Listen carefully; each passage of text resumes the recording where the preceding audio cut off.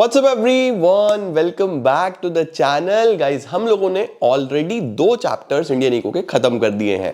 आज हम chapter number 3 पे हैं और ये करते ही आपका पूरा यूनिट खत्म हो जाएगा, क्योंकि ये जो प्रॉब्लम है ना इंडियन इको वाला, बच्चे अगर तुम समझ के चलो तो तुम्हारी प्रॉब्लम का अच्छा सॉल्यूशन यहां पे निकलता है और तुम साथ साथ याद भी करके चलो। देखो, याद नहीं करोगे ना तो फंसोगे, कितना ही समझ लो फंसोगे।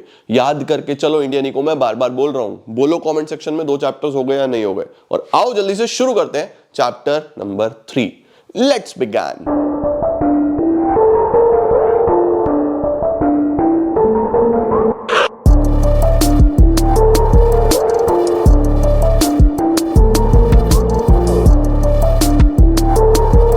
दो चैप्टर में क्या था? पहले चैप्टर में 200 साल में जो ब्रिटिशर्स ने एक्सप्लॉइट करा 1947 तक, वो पढ़ लिया। दूसरे चैप्टर में 1950 पे जो प्लानिंग कमीशन सेटअप हुआ और 1950 से 1990 तक जो मेनली गवर्नमेंट ने रोल प्ले करा, वो सब पढ़ लिया। अब बात आती है कि 1991 में क्या हुआ और उसके बाद आज तक हमारे देश में क्या हो रहा है। ठीक है, तो इस चैप्टर का नाम है बेटा लिबरलाइजेशन, प्राइवेटाइजेशन एंड ग्लोबलाइजेशन, जिसको हम न्यू इकोनॉमिक पॉलिसी 1991 के नाम से भी जानते हैं।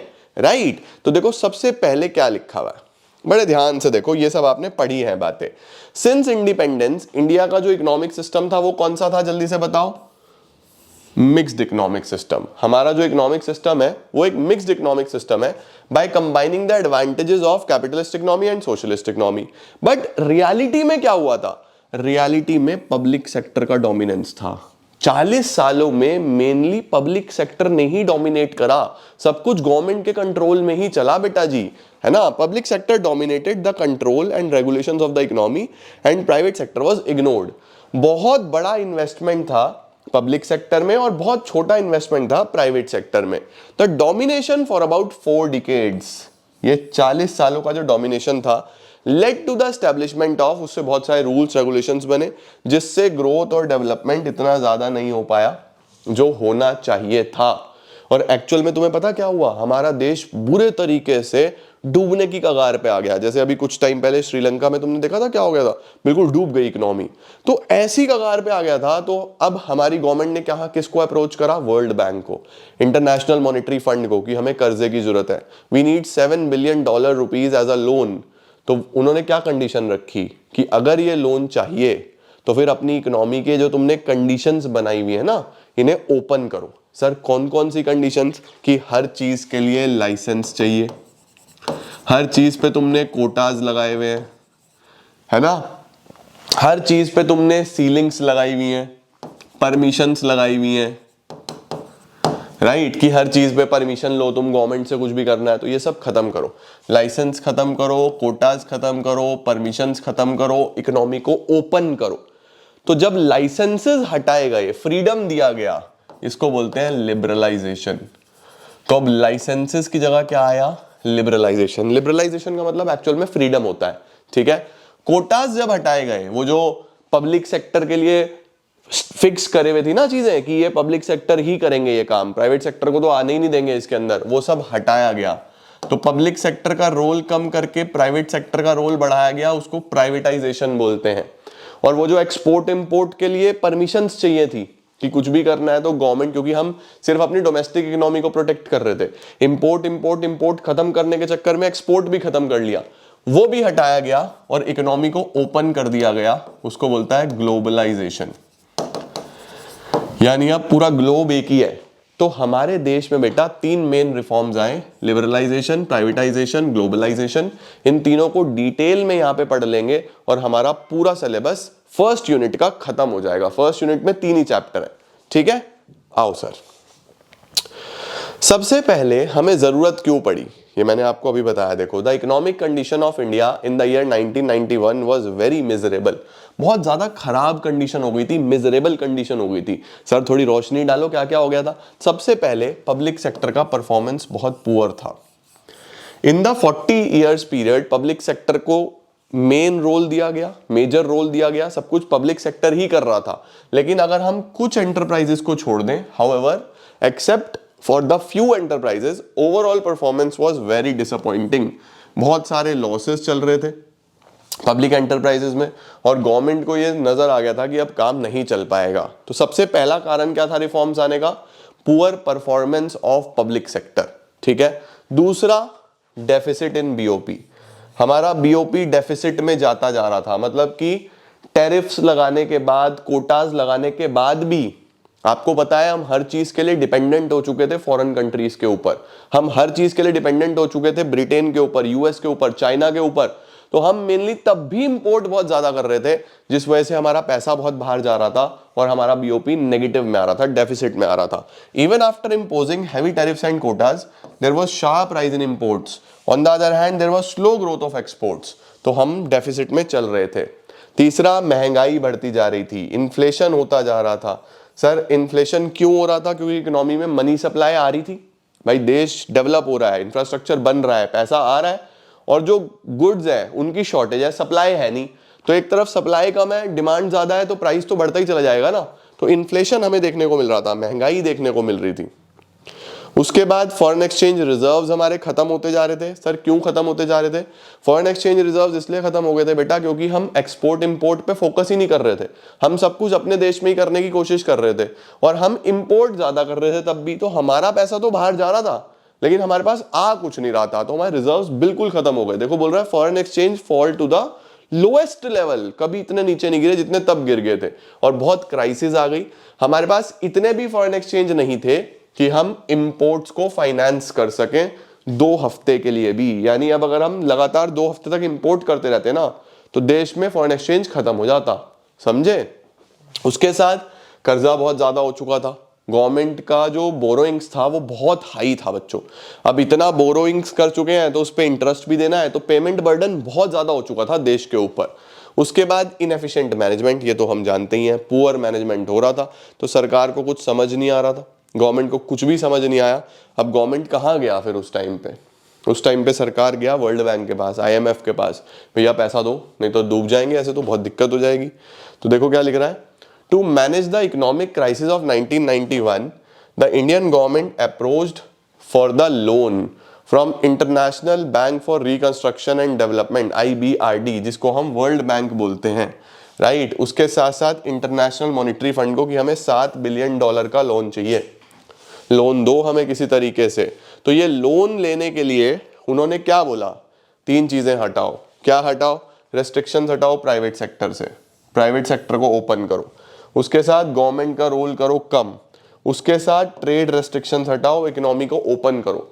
तो पैसे की जरूरत तो थी ही, तो ये सब बात मानी गई और इकोनॉमी में 3 रिफॉर्म्स आ गए, जिनको बोला गया new economic policy, that is liberalisation, privatisation and globalisation. बेटा जी, तो देखो क्या बोल रहा है, the new economic policy was announced in 1991। The main aim was to create a more competitive environment, competition होना चाहिए, और बैरियर्स हटाओ। ये जो एंट्री और ग्रोथ के तुमने बैरियर्स लगाए हुए हैं, ये सब बैरियर्स नहीं होने चाहिए, हमें नहीं चाहिए भाई किसी भी प्रकार के बैरियर्स, समझे। इसके बाद देखो क्या बोल रहा है, the new economic policy can be broadly classified into 2 kinds of measures. अब जो न्यू इकोनॉमिक पॉलिसी आई, इसमें 2 प्रकार के मेजर्स बच्चों लिए गए। कौन से 2 प्रकार के मेजर्स लिए गए? एक शॉर्ट टर्म, एक लॉन्ग टर्म मेजर्स, ठीक है। सबसे पहले शॉर्ट टर्म जो इमीडिएटली प्रॉब्लम्स थी उनको सॉल्व करने के लिए, और लॉन्ग टर्म जो लॉन्ग टर्म ग्रोथ को देखेगी, देश को लंबे समय में किस चीज की जरूरत है। तो सबसे पहले देखो, सबसे पहले बोलते हैं स्टेबलाइजेशन मेजर्स। स्टेबलाइजेशन का मतलब कि शॉर्ट टर्म में जो इकोनॉमी को फटाफट क्विकली स्टेबल करना है, उसके लिए जो मेजर्स लिए गए। It refers to short term measures which aims at correcting weakness of the BOP. सबसे पहले तो बीओपी का जो वीकनेस है उसको सही करेंगे, इन्फ्लेशन को कंट्रोल करेंगे। ये हमारे मेन पहले मेजर्स थे। इनको क्या बोलते हैं हम? कौन से measures? Stabilisation. Structural reform measures क्या होते हैं sir? What are structural reform measures? तो स्ट्रक्चरल रिफॉर्म मेजर्स कौन से होते हैं? जो लॉन्ग टर्म में हेल्प करेंगे। सर किस चीज में हेल्प करेंगे? ओवरऑल एफिशिएंसी बढ़ानी है इकोनॉमी की, ओवरऑल कॉम्पिटिटिवनेस बढ़ाना है कि भैया हम देश में अलग अलग कंट्रीज के साथ भी हम कंपीट कर पाए, उनको भी हम बीट कर पाए, हम अपना माल भी वहां बेचें, उनका कुछ खरीद रहे हैं तो उनसे सीखें कि वो कैसे बनाते हैं। तो बेसिकली कॉम्पिटिटिवनेस बढ़ाया जाए। ये लॉन्ग टर्म पॉलिसीज में आता है बेटा, एकदम नहीं होता ये सारी चीजें। सही हो गया। अब हमारे पास शुरुआत हो रही है बच्चों लिबरलाइजेशन की। Sir what is liberalisation? बेटा लिबरल होने का मतलब होता है सॉफ्ट होना, स्मूथ होना, रिजिडनेस से हटके फ्लेक्सिबिलिटी पे आना, जो अननेसेसरी रेस्ट्रिक्शंस हैं उनको खत्म करना, ये लिबरलाइजेशन का मतलब है।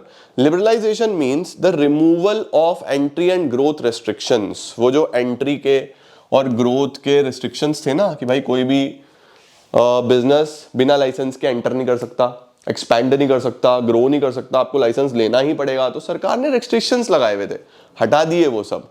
लिबरलाइजेशन इन्वॉल्व्स डीरेगुलेशन, यानी कि जो आपने रूल्स और रेगुलेशंस बनाए हुए थे उन्हें खत्म करा। Deregulations and reduction of government control and greater freedom to private investments. ठीक है, business is given free hand and allowed to run on commercial lines. अब यहां पे कोई प्रोटेक्शन नहीं हो रही, कुछ नहीं हो रही, प्राइवेट सेक्टर आए, काम करे, जो करना चाहता है वो करे, उसको फुल फ्रीडम है। ठीक है, पर्पस क्या था? सबसे पहला पर्पस था बच्चों इकोनॉमी के पोटेंशियल को बेटर करना। पोटेंशियल का क्या मतलब होता है भाई? देखो इकोनॉमी में ना जब दोनों सेक्टर काम करते हैं ना बेटा, तभी मजा आता है। अब तुम कम्युनिकेशन का एग्जांपल लो, अगर सिर्फ बीएसएनएल चल रहा होता तो पता नहीं कब इंटरनेट सबके घर तक पहुंचता। जब जियो आया उसने मिलके काफी सारी चीजें बनाई, तो बीएसएनएल को भी आगे उठना पड़ा, वोडाफोन आइडिया को भी आगे उठना पड़ा, एयरटेल को भी आगे उठना पड़ा। तो जब गवर्नमेंट और प्राइवेट सेक्टर मिलके काम करते हैं ना, तो आप अपनी पोटेंशियल पहचानते हो, आप ये समझते हो कि आपकी इकोनॉमी कितनी केपेबल है, कितने अच्छे लोग हैं आपके पास जिनसे आप फायदा ले सकते हो, राइट? तो अनलॉक करने के लिए उस पोटेंशियल को by encouraging private sector and MNCs to invest and expand, उसके साथ कंपटीशन लेके आना। अब कंपटीशन से ही इनोवेशन आता है बच्चों।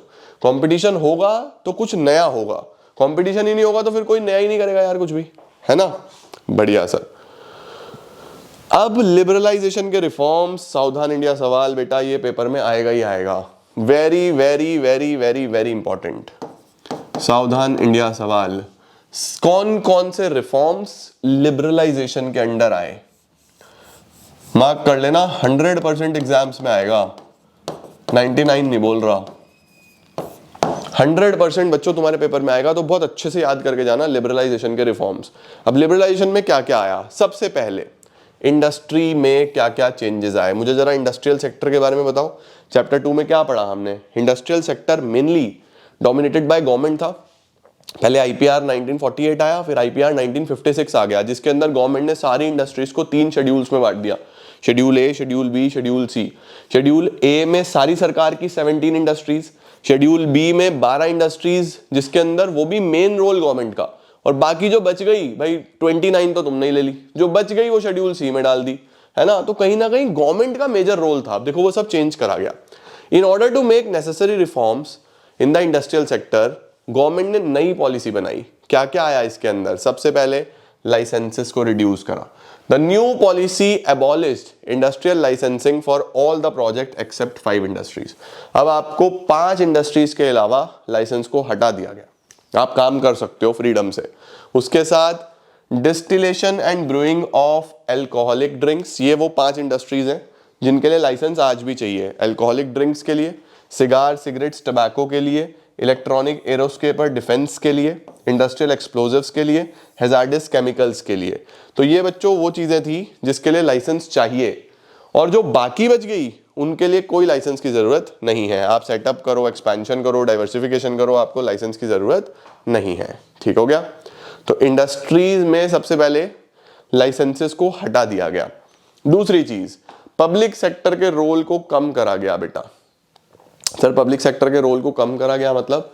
इसका मतलब है कि वो जो पब्लिक सेक्टर ने अपना शेड्यूल ए में 17 इंडस्ट्रीज फिक्स कर ली थी ना आईपीआर में कि 17 इंडस्ट्रीज तो हमारी है, उसको घटा के 3 इंडस्ट्रीज पे ले आए कि पब्लिक सेक्टर बस इतने ही करेगी, बाकी प्राइवेट पब्लिक मिलके चला लो, या प्राइवेट को भी फ्रीडम दिया गया। तो देखो वो बोल रहा है one of the striking feature was substantive reduction in the role of public sector. ठीक है, under the new economic policy number of industries reserved for public sector was reduced from 17 to 8, जो फर्दर रिड्यूस हो गया to just 3 2010-11 में। तो सिर्फ 3 industries अब public sector के लिए रिजर्व करी गई। वो कौन कौन सी? एटॉमिक एनर्जी, रेलवे और डिफेंस। ठीक है, उसके बाद तीसरा स्मॉल स्केल इंडस्ट्रीज का जो रिजर्वेशन था, जो हमने आपको बताया था ना कि स्मॉल स्केल इंडस्ट्रीज को प्रोटेक्ट करने के लिए उनके लिए रिजर्वेशन कर दी गई थी कि ये वाला प्रोडक्ट सिर्फ स्मॉल स्केल इंडस्ट्रीज ही बनाएंगी, वो हटा दिया गया सब कि भैया this is now survival of the fittest time, ऐसा कोई स्मॉल नहीं, कोई लार्ज नहीं, जो अच्छे से सर्वाइव कर पाएगा वो करे बिजनेस, ठीक है। Many goods produced by small scale industries were dereserved. In many industries market was allowed to determine the prices through forces of demand and supply. उसके बाद बेटा एक एक्ट था, MRTP act, monopolies and restrictive trade practices act. ये जो act था ना बेटा, इस एक्ट के थ्रू ही गवर्नमेंट अपना कंट्रोल बना के रखती थी कि इस एक्ट के अंडर रेस्ट्रिक्शंस लगाए जाते थे कि प्राइवेट सेक्टर एंटर नहीं कर सकता। क्यों? क्योंकि लॉ अलाउ नहीं करता, एक्ट बना हुआ था। एक्ट का नाम क्या था? Monopolies and restrictive trade practices act, ठीक है। अब इसमें क्या करना पड़ता था, आपको अगर कुछ भी काम करना हो, एक्सपेंशन करना है, इंडस्ट्री सेटअप करनी है, तो उसके लिए लाइसेंस लो, क्योंकि एक्ट बोलता था बिना लाइसेंस के तो कुछ हो नहीं पाएगा। एक्ट भी हटा दिया गया, खत्म कर दिया गया। With the introduction of liberalisation and expansion schemes, the requirement for large companies to seek approval for expansion, establishment, merger, amalgamation were eliminated. Eliminate कर दिए गए, अब इसकी जरूरत नहीं है परमिशंस की। ठीक हो गया बेटा। तो वो सब तो आया इंडस्ट्रियल सेक्टर में कि इंडस्ट्रीज के लिए क्या क्या हुआ। अब बात करते हैं फाइनेंशियल सेक्टर में क्या क्या हुआ, फाइनेंस में क्या क्या हुआ। बेटा फाइनेंस में सिंपल सी एक बात याद रखना, प्राइवेट सेक्टर बैंक्स में बढ़ोतरी हुई और मेन आरबीआई का जो रोल है वो चेंज करा गया from a regulator to a facilitator. RBI को बोला गया भाई साहब आप सिर्फ रेगुलेट मत करो, आप फैसिलिटीज दो, बैंकिंग सेक्टर को बढ़ाने का काम करो, बैंकिंग सेक्टर को डराओ धमकाओ मत, उसको ग्रो करने में हेल्प करो। तो देखो क्या लिख रहा है, फाइनेंशियल सेक्टर इंक्लूड्स, क्या क्या इसके अंदर आ जाता है, it includes institutions like commercial banks, investment bank, stock exchange, financial exchange market, सब आ जाता है, ठीक है। और ये सब कौन कंट्रोल करता है? आरबीआई। आरबीआई सबसे एपेक्स बॉडी है जो सबसे इंपॉर्टेंट रोल प्ले करता है यहाँ पे। अब जो रिफॉर्म्स आए, रिफॉर्म्स में क्या करा गया, आरबीआई का रोल ही बदल दिया गया। मैंने आपको बताया ना, आरबीआई का जो मेन रोल था वो क्या था, आरबीआई का रोल था रेगुलेटर, रूल्स रेगुलेशंस बनाओ, बट उसको बदल दिया गया और उसको फैसिलिटेटर बना दिया गया कि आप फैसिलिटीज दो, आप मदद करो ग्रो करने में बैंक्स को। दूसरा, ओरिजिन ऑफ प्राइवेट बैंक्स, ये भी मैंने आपको बता दिया कि प्राइवेट सेक्टर बैंक्स बहुत तेजी से बढ़ने लगे। This reform policies led to establishment of private sector banks, Indian as well as foreign, जैसे आईसीआईसीआई, फॉरेन बैंक जैसे एचएसबीसी, ये काफी ज्यादा बढ़ते चले गए और बेटर होते चले गए। उसके साथ बच्चों जो फॉरेन इन्वेस्टमेंट है बैंकिंग सेक्टर में वो भी बढ़ा दी गई। मतलब पहले फॉरेन कंपनीज को, फॉरेन बैंक्स को अलाउड ही नहीं था, लेकिन अभी जो इन्वेस्टमेंट है फॉरेन बैंक्स की वो बढ़ा दी गई है। वो मजे में इन्वेस्ट कर सकते हैं हमारे यहाँ पे बैंकिंग सेक्टर में और बिजनेस कर सकते हैं। देखो बोल रहा है the limit of foreign investment in banks was raised to around 74%।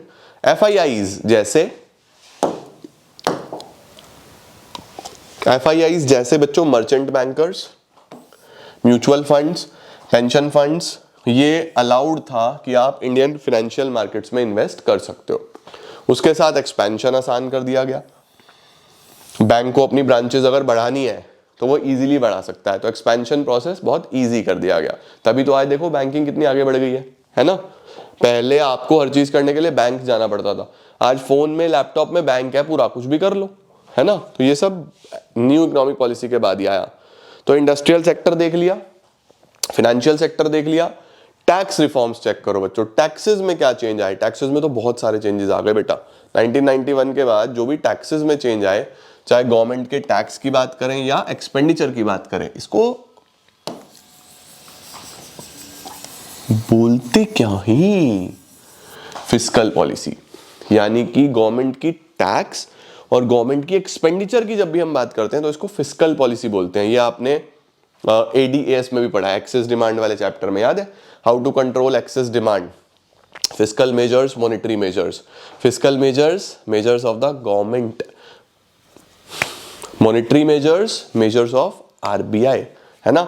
अब फिस्कल मेजर्स में क्या क्या आता था, मेन गवर्नमेंट का खर्चा, गवर्नमेंट के टैक्सेस, वही लिखा हुआ है, ठीक है।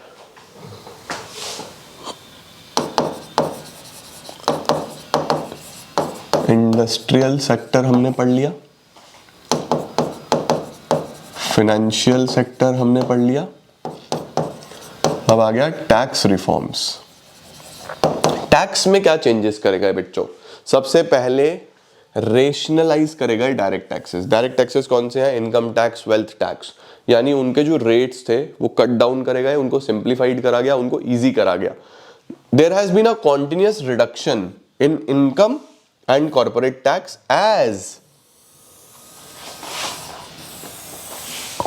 सबसे इंपॉर्टेंट लाइन बच्चों, टैक्स रेट अगर ज्यादा होगा तो टैक्स की चोरी होगी। तो टैक्स के रेट का हाई होना एक मेन फैक्टर था टैक्स चोरी का, तो रेट ही कम कर दिया तो चोरी भी कम होगी। तो बहुत रेशनलाइज करेगा डायरेक्ट टैक्सेस, ठीक है। दूसरा, इनडायरेक्ट टैक्सेस में बहुत चेंजेस आया। इनडायरेक्ट टैक्सेस में सबसे बड़ा चेंज तो अभी आया, देखते हो इनडायरेक्ट टैक्स में सबसे बड़ा चेंज क्या है? सारे इनडायरेक्ट टैक्स खत्म करके एक जीएसटी ले आए। This is one of the major change in the economy. तो बोल रहा है considerable reforms have been made in indirect taxes to facilitate establishment of common national market. उसके बाद प्रोसेस सिंपल करा गया। अगर आपको रिटर्न्स भरनी है, टैक्सेस भरने हैं, तो उनका प्रोसेस सिंप्लीफाई करा गया। इसके बाद आ रहा है बच्चों foreign exchange reforms. Sir foreign exchange में क्या चेंज आया? बच्चों देखो, जिस तरीके से इंडस्ट्री में चेंज आया, जिस तरीके से हमारे टैक्सेशन सिस्टम में चेंज आया, उसी तरीके से फॉरेन एक्सचेंज में भी बहुत सारे चेंजेस आए। जैसे देखो, सबसे पहले क्या बोल रहा है? रुपए को डी वैल्यू करा गया। डी वैल्यू करने का मतलब होता है वैल्यू कम करी गई।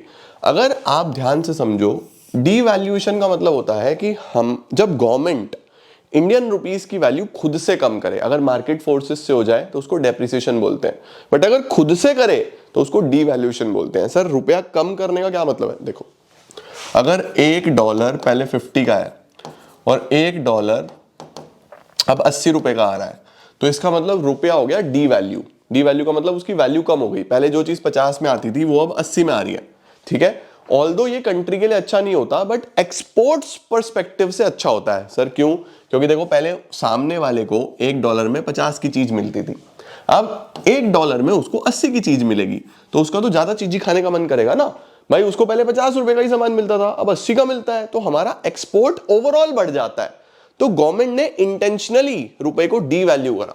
Devaluation refers to deliberate reduction in the value of domestic currency vis-a-vis any foreign currency। vis-a-vis मतलब in relation to any foreign currency by the government of a country to overcome balance of payment crisis। रुपए को devalue करा गया ताकि export बढ़े और हमारे पास foreign exchange आए, ठीक है।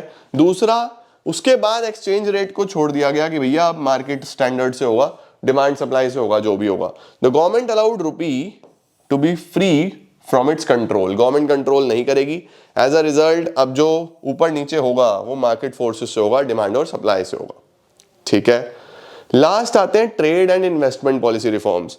इन्वेस्टमेंट पॉलिसी में और ट्रेड में क्या क्या चेंजेस आए? तो देखो, सबसे पहले बोल रहा है बिफोर 1991 बहुत सारे रेस्ट्रिक्शंस थे ताकि हम लोग इंपोर्ट ना करें। The restrictions on imports were there to protect the domestic industries.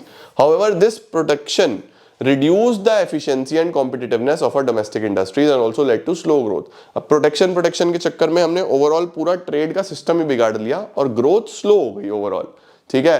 तो अब क्या क्या रिफॉर्म्स लाए गए? रिफॉर्म्स लाए गए बेटा, सबसे पहले तो ताकि इंटरनेशनल कॉम्पिटिटिवनेस बढ़ सके। ये शब्द बार बार आ रहा है, ये पूरे चैप्टर की रूट है ये शब्द, इंटरनेशनल कॉम्पिटिटिवनेस को बढ़ाना।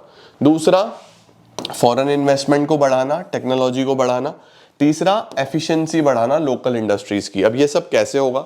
सबसे पहले जो क्वांटिटेटिव रेस्ट्रिक्शंस थे ना वो हटा दिए।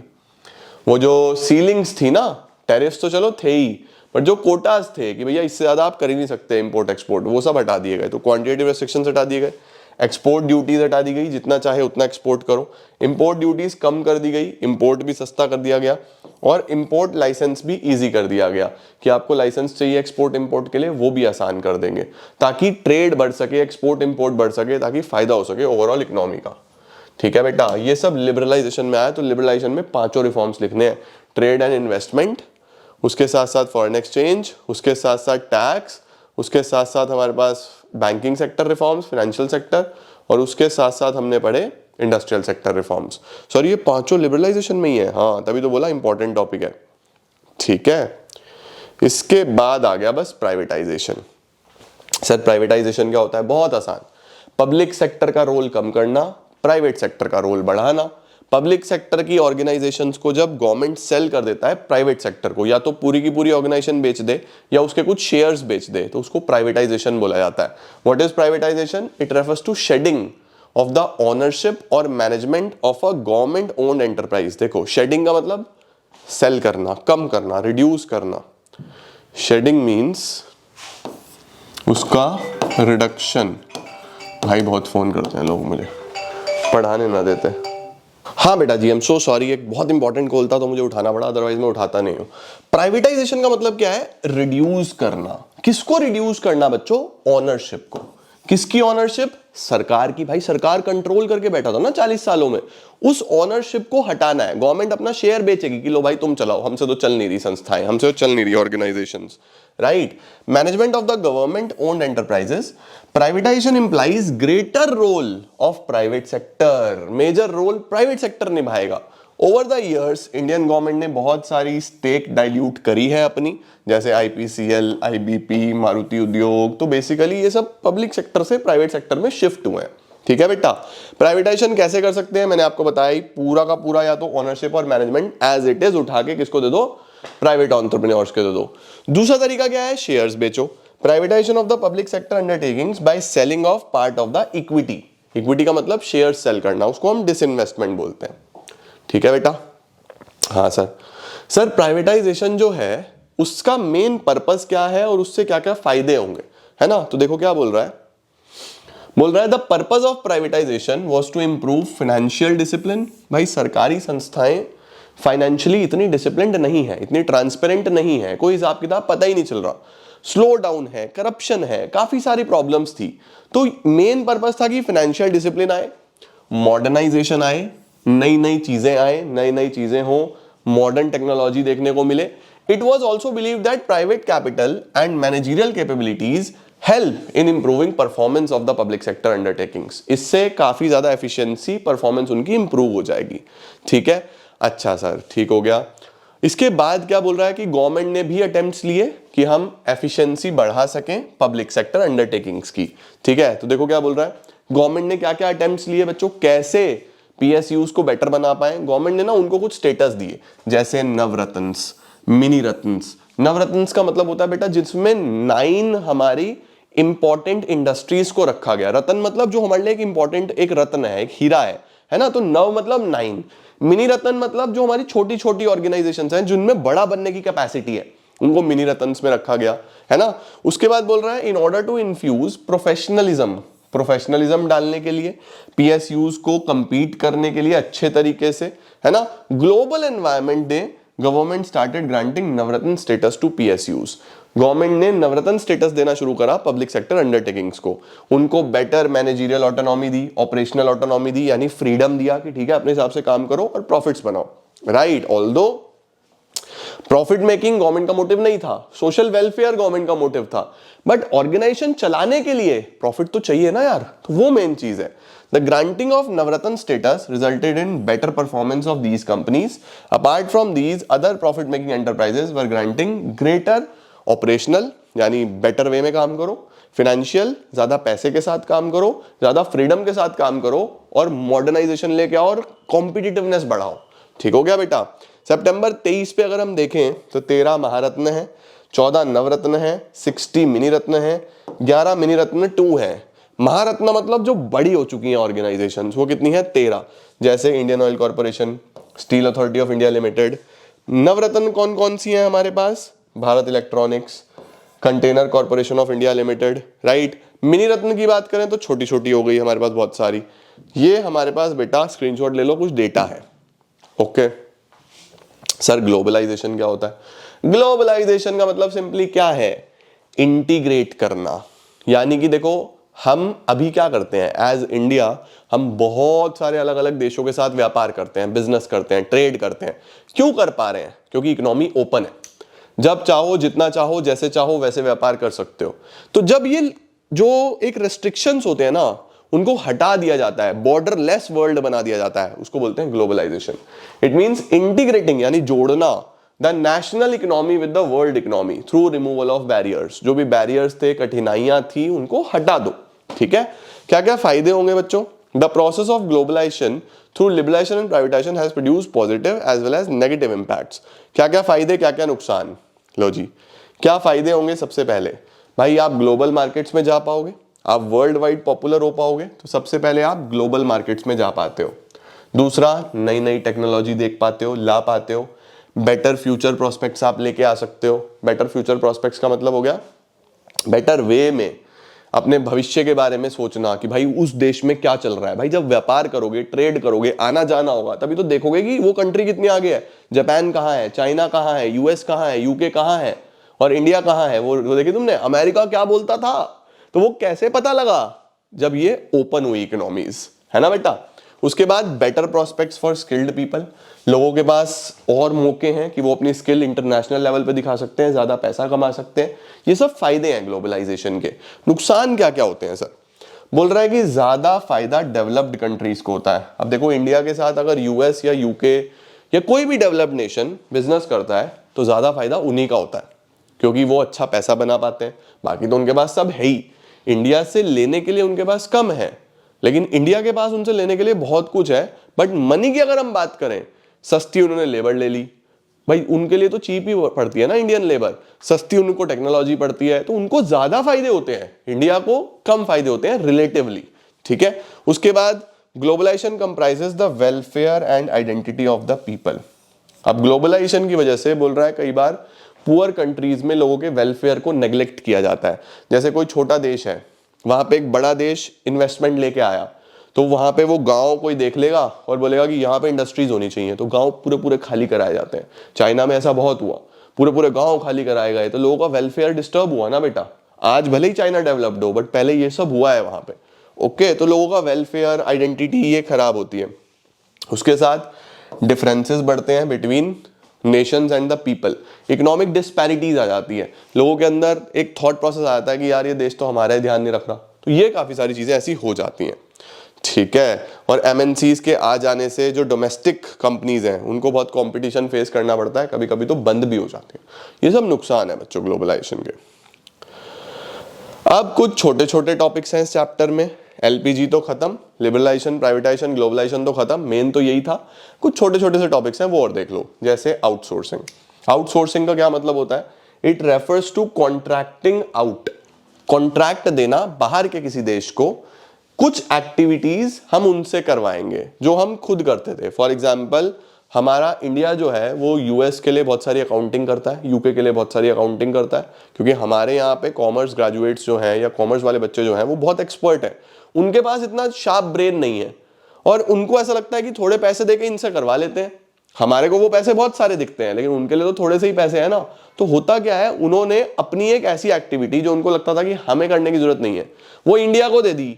तो इंडिया एक बहुत इंपॉर्टेंट डेस्टिनेशन बन गया आउटसोर्सिंग का। तो आउटसोर्सिंग होता क्या है, जब आप अपना कोई काम किसी और नेशन से करा लेते हो जो आपको लगता है कि आपके लिए इतना इंपॉर्टेंट नहीं है, एक तरीके से डेलीगेशन जैसे हम बोल देते हैं, वही आउटसोर्सिंग है बेटा। ठीक है। Outsourcing is one of the important outcomes of globalisation. It is emerged as a major activity. बिल्कुल, आउटसोर्सिंग एक बहुत इंपॉर्टेंट एक्टिविटी बन के आगे आया है। ठीक है। और बहुत ज्यादा बढ़ गया है रिसेंट टाइम्स में। कैसे बढ़ गया, क्योंकि देखो इंटरनेट टेक्नोलॉजी बहुत तेजी से बढ़ रहा है, तो बहुत इजी हो गया कम्युनिकेट करना, काम ट्रांसफर करना, है ना। चाहे वो टेक्स्ट की फॉर्म में हो, वॉइस की फॉर्म में हो, विजुअल डेटा की फॉर्म में हो, तो काफी कुछ चीजें बढ़ती जा रही हैं। उसके बाद इंडिया इतना फेवरेबल डेस्टिनेशन क्यों है आउटसोर्सिंग के लिए, तो मैंने आपको बताया हमारे पास स्किल्ड मैन पावर है, पढ़े लिखे लोग बहुत अच्छे हैं। उसके बाद फेवरेबल गवर्नमेंट की पॉलिसीज हैं, गवर्नमेंट की पॉलिसीज फेवरेबल है क्योंकि गवर्नमेंट इस तरीके की पॉलिसीज बनाता है ताकि काम आए हमारे पास। उसके बाद सस्ते में लेबर मिल जाती है इंडिया में।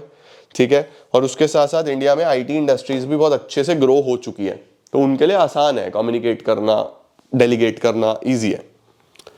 इसके बाद आता है बच्चों WTO, वर्ल्ड ट्रेड ऑर्गेनाइजेशन। ये कौन सी संस्था है भाई, सर वर्ल्ड ट्रेड ऑर्गेनाइजेशन जो है वो पहले गैट के नाम से जानी जाती थी, जो general agreement on tariff and trade. इसका मतलब टैरिफ ट्रेड पे पूरे वर्ल्ड में जो जनरल एग्रीमेंट होगा उस संस्था को क्या बोलेंगे हम आज, वर्ल्ड ट्रेड ऑर्गेनाइजेशन। इसका काम पूरे वर्ल्ड में ट्रेड को अच्छे से चलाना है, अगर कहीं डिस्प्यूट है वो सॉल्व करवाना है, कहीं नेगोशिएशन करा के डील बनवानी है तो वो बनवाना है, ताकि इंटरनेशनल ट्रेड चलता रहे। तो क्या बोल रहा है, prior to WTO general agreement on tariff and trade was established as a global trade organisation in 1948 with 23 countries. ठीक है, और इसके बाद इसका काम क्या था? मल्टीलेटरल ट्रेड एग्रीमेंट्स को देखना, इक्वल अपॉर्चुनिटीज देना सारे देशों को इंटरनेशनल मार्केट्स में। WTO 1995 में बना as a successor to the GATT. GATT का सक्सेसर कौन बन गया? WTO। क्या फंक्शंस हैं बच्चों? इंटरनेशनल ट्रेड चलाना। कैसे चलाना? कोई टैरिफ या नॉन टैरिफ बैरियर है उसे खत्म करो। एक प्रॉपर रूल बेस्ड सिस्टम बनाओ। रूल बेस्ड सिस्टम मतलब proper terms and conditions, rules regulations होंगे, अकॉर्डिंगली काम करो। उसके बाद प्रोडक्शन बढ़ाओ, सर्विसेज बढ़ाओ, प्रॉपर यूटिलाइजेशन करो वर्ल्ड रिसोर्सेज का, वेस्ट मत होने दो रिसोर्सेज को, और एनवायरमेंट को भी प्रोटेक्ट करो। ये सब WTO के फंक्शंस हैं। इसके बाद बच्चों हमारे पास एक अप्रेजल आ रहा है। अप्रेजल का मतलब कि जो LPG आया वो LPG से ओवरऑल क्या फायदे हुए 1991 के बाद। तो देखो जरा क्या क्या हुए। ये मेन टॉपिक है, इंपॉर्टेंट टॉपिक है, आपको आना चाहिए। सबसे पहले बोलेंगे कि GDP बढ़ा, इकोनॉमिक ग्रोथ बढ़ा।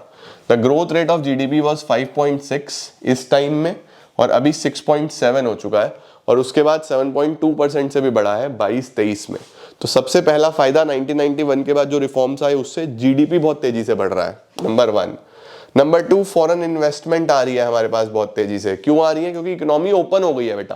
पहले अलाउड ही नहीं था, इकोनॉमी क्लोज थी, अब इकोनॉमी ओपन हो गई है तो सारी चीजें अच्छे से हो पा रही है, तो इन्वेस्टमेंट बहुत अच्छे से आ रही है। The opening up of economy has led to rapid increase in foreign direct investment. ठीक है, ये बढ़ गया है $100 मिलियन से $30 बिलियन तक। उसके बाद हमारे फॉरेन एक्सचेंज रिजर्व्स भी बढ़े हैं। क्यों बढ़े हैं? क्योंकि हम ज़्यादा ट्रेड कर पा रहे हैं, हमने अच्छे तरीके से एक्सपोर्ट्स भी करे हैं, हम इंडिया में अंदर सामान बना भी रहे हैं और उसको बाहर एक्सपोर्ट भी कर रहे हैं, तो हमारे ओवरऑल रिजर्व्स भी बढ़ रहे हैं। ठीक है, स्क्रीनशॉट ले लो। उसके बाद ये तो मैंने आपको बता ही दिया कि एक्सपोर्ट्स हमारे बढ़े हैं, इन्फ्लेशन को हमने कंट्रोल करा है, महंगाई को हमने कंट्रोल करा है। देखो इन्फ्लेशन एक ऐसी चीज है जो रहेगा, बिल्कुल एलिमिनेट नहीं कर सकते, बट बहुत तेजी से ना बढ़े, उस चीज में गवर्नमेंट सक्सेसफुल रही है। ठीक है, उसके बाद रोल ऑफ प्राइवेट सेक्टर बढ़ाया है, ये तो ऑफ कोर्स सीधी सी बात है, इसका भी स्क्रीनशॉट ले लो। अब इकोनॉमिक रिफॉर्म्स में क्या प्रॉब्लम्स आई, या कौन लोग हैं जो रिफॉर्म्स के अगेंस्ट हैं, उनका क्या कहना है। नंबर 1 बोल रहे हैं कि ठीक है GDP बढ़ रहा है, सब कुछ बढ़ रहा है, बट बेरोजगारी का क्या? अनएम्प्लॉयमेंट तो आज भी वैसी की वैसी है। तो देखो बोल रहा है, though the GDP growth rate has increased in the reform period, but such growth failed to generate sufficient employment opportunities in the country. देश में इतनी एम्प्लॉयमेंट नहीं हो पाई है जितनी होनी चाहिए थी, ये एक मेजर प्रॉब्लम है रिफॉर्म्स आने के बाद भी। दूसरा, एग्रीकल्चर को भूला गया है। रिफॉर्म्स में कहीं पे भी एग्रीकल्चर की बात नहीं करी गई। इंडस्ट्री की हुई, ट्रेड की हुई, सर्विसेज की हुई, मतलब सर्विसेज में सारी बैंकिंग, इंटरनेशनल बिजनेस, हर चीज हुआ, बट एग्रीकल्चर का क्या? इंडिया तो एग्रीकल्चर डोमिनेटेड कंट्री है, एग्रीकल्चर की बात ही नहीं हुई। उसके बाद इंडस्ट्रियल ग्रोथ का लेवल भी कम ही देखने को मिल रहा है। Industrial growth recorded a slow down. Slow down क्यों हुआ है? क्योंकि जो हम इंपोर्ट कर रहे हैं वो सस्ता है, गुड्स इंडिया में बन रहा है तो महंगा है, बाहर से इंपोर्ट कर रहे हैं सस्ता है, तो इंडिया वाला क्यों ले, बाहर से लेने लगे लोग। उसके बाद इंडिया में इंफ्रास्ट्रक्चर नहीं है, जैसे अच्छा इस वाले में जो एग्जांपल है वो बहुत अच्छा है, चीपर चाइनीज गुड्स। चाइना का जो माल है सस्ता है ना, इसीलिए तो बिकता है, राइट। दूसरा, हमारे पास इंफ्रास्ट्रक्चर नहीं है, जैसे बिल्डिंग्स नहीं है, पावर सप्लाई नहीं है, रोड्स नहीं है, ट्रांसपोर्टेशन फैसिलिटी इतनी अच्छी नहीं है, ये प्रॉब्लम्स आ रही हैं। उसके बाद डेवलप्ड कंट्रीज के जो नॉन टैरिफ बैरियर्स हैं, अब जैसे ये यूएस सारे बैरियर्स लगा रहा है ना, टैरिफ लगा रहा है ट्रम्प, तो हमें प्रॉब्लम आ रही है या नहीं आ रही है इंडस्ट्रीज को। ये चीजें भी बेटा एक बहुत इंपॉर्टेंट क्रिटिसिज्म है जो हो रहा है। उसके बाद डिसइन्वेस्टमेंट सही से नहीं हो रही, जो गवर्नमेंट अपना टारगेट रखती है डिसइन्वेस्टमेंट का वो सही से नहीं कर पा रही। ठीक है जी। टैक्स पॉलिसी इनइफेक्टिव है। इनइफेक्टिव क्यों है? क्योंकि देखो करप्शन बहुत ज्यादा है, टैक्स की चोरी बहुत ज्यादा है, लोगों को समझाया ही नहीं जा रहा कि एक्चुअल में आपका टैक्स कहाँ है। देखो ये प्रॉब्लम कब सॉल्व होगी? जब इसके अंदर ट्रांसपेरेंसी आएगी, जब जनता को दिखेगा कि मैंने टैक्स भरा तो मेरा पैसा यहां लगा, मुझे इससे ये बेनिफिट हुआ। हमारे देश में पता ही नहीं है, आप टैक्स भर रहे हो सबके सब, लेकिन वो टैक्स कहां जा रहा है, किसकी जेब में जा रहा है, कुछ नहीं पता। तो ट्रांसपेरेंसी जब आ जाएगी ना तो ये प्रॉब्लम सॉल्व हो जाएगी। अभी है ये प्रॉब्लम। कंज्यूमरिज्म बहुत ज्यादा बढ़ गया है। कंज्यूमरिज्म का मतलब होता है कि कंज्यूमर बहुत ज्यादा डिमांडिंग हो गया है, बहुत ज्यादा लग्जरीज डिमांड करने लगा है, बहुत ज्यादा ऐसे गुड्स डिमांड करने लगा है जो नीड्स नहीं है, वांट्स हैं, बस चाहिए, जरूरत नहीं है मुझे उसकी, बस चाहिए मुझे। तो ऐसा होने से ना गरीब के बारे में कोई ध्यान नहीं देता, ये प्रॉब्लम आती है। उसके बाद अनबैलेंस ग्रोथ, कुछ सेक्टर्स में बहुत अच्छा ग्रोथ हुआ है, कुछ सेक्टर्स में कुछ भी ग्रोथ खास नहीं हुआ। ठीक है बेटा।